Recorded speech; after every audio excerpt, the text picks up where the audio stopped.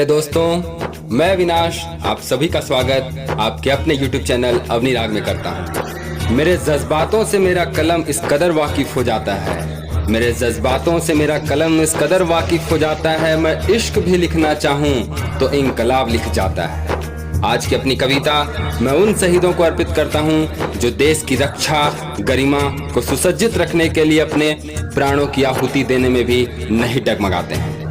मुख्य रूप से ये कविता हिंदवाड़ा आतंकी मुठभेड़ में शहीद हुए कर्नल आशुतोष शर्मा, मेजर अनुज सूद सहित 5 वीर जवानों को समर्पित करता हूँ। तन की मोहब्बत में खुद को तपाए बैठे हैं, मरेंगे वतन के लिए शर्त मौत से लगाए बैठे हैं।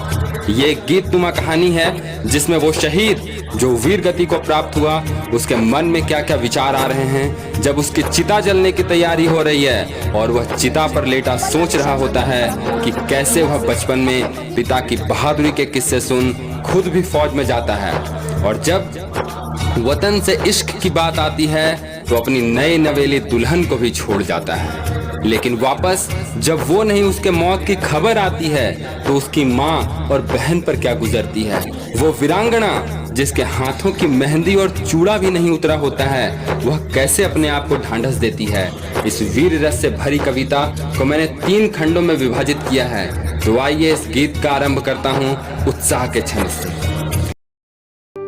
मैं वतन की बातें सुनता था, घर में भी पढ़ाई होती थी, मेरे बाबा थे उस फौज में जब सरहद पे लड़ाई होती थी। मेरी माँ ने थी हर बार कही तुमको भी लड़ाई लड़नी है, वो चाहे हो कोई फौज क्यों ना मर के भी चढ़ाई करनी है। ये एक शहीद की पत्नी और वीर बेटे के माँ की जबान है। फिर उम्र हुई सेना में गया, मेरी हिम्मत वो पहचान लिए, उस मिट्टी को मैं चूम लिया जहां बाबा ने बलिदान दिए। सोचिए क्या क्षण रहा होगा उस वीर शहीद के सैनिक बेटे के लिए।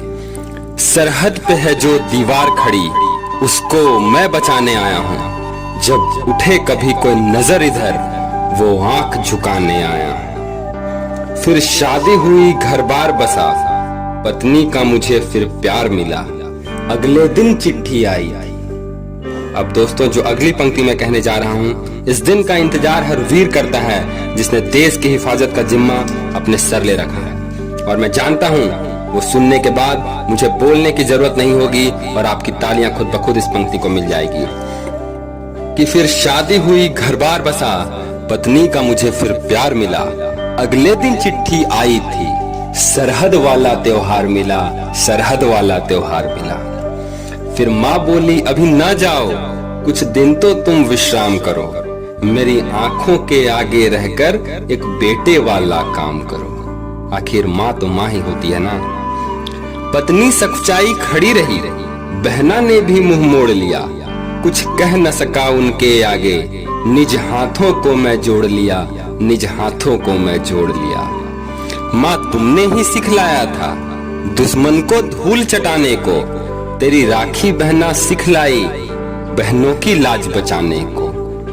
जब नजर गई चौखट पे खड़ी, मेरी पत्नी ने मुस्कान भरे, कहा तुम्हारे इस जज्बे ने मेरे अंदर भी सम्मान भरे, मेरे अंदर भी सम्मान भरे। ये होती है एक वीर की पत्नी जो उसके फर्ज के आड़े नहीं आती। और अब अगली पंक्ति आपके उत्साह को दोगुनी रफ्तार से एक अलग ही चरम सीमा पर लेके जाएगी, तो दृश्य को अनुभव करिए और पंक्ति का आनंद लें। जय तिलक लगाई पत्नी ने और माँ ने आशीर्वाद दिया, हाथों में रक्षा बांध के बहना ने माँ काली का प्रसाद दिया, माँ काली का प्रसाद दिया। नमन है तीनों देवियों को, तीनों देवियों को मेरा सत सत प्रणाम है।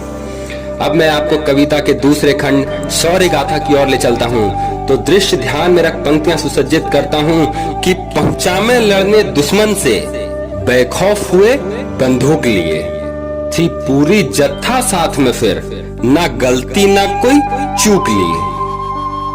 वो काश्मीर का कुपवाड़ा या उरी की चतुराई हो, वो पुलवामा हमला हो या फिर करगिल वाली लड़ाई, वो सियाचिन हो बर्फीली या मरुस्थल गरमाई हो, सब जंग जीते हैं हम वीरों ने, जब अभिनंदन जैसा भाई हो, अभिनंदन जैसा भाई हो। पंक्ति की बारीकियों को आपने समझा, आपको कोटि कोटि प्रणाम।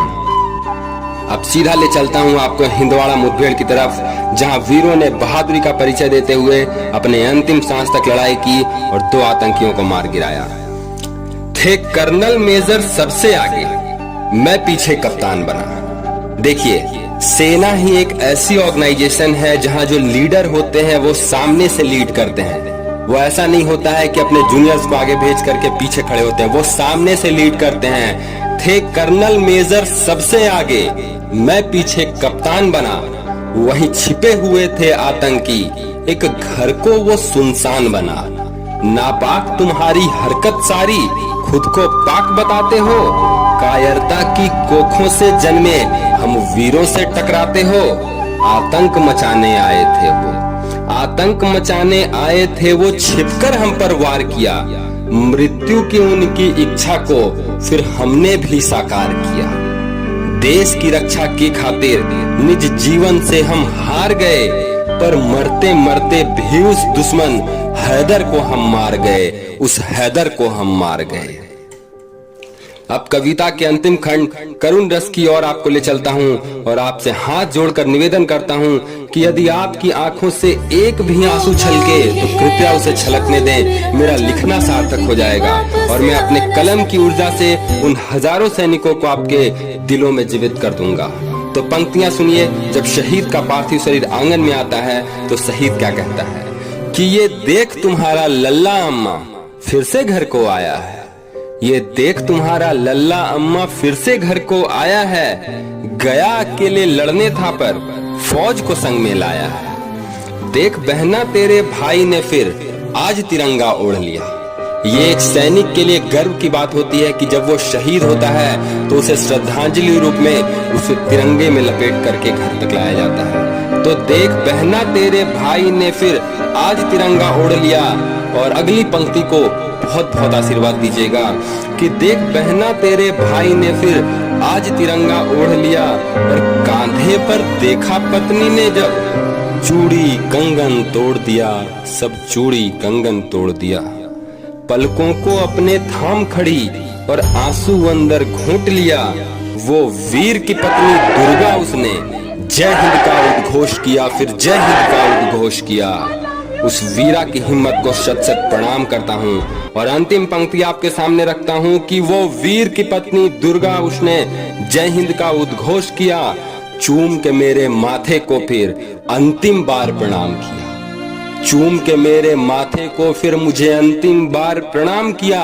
और लगा तिरंगा सीने से फिर मुझे अग्नि का सम्मान दिया, मुझे अग्नि का सम्मान दिया। बहुत बहुत धन्यवाद मित्रों।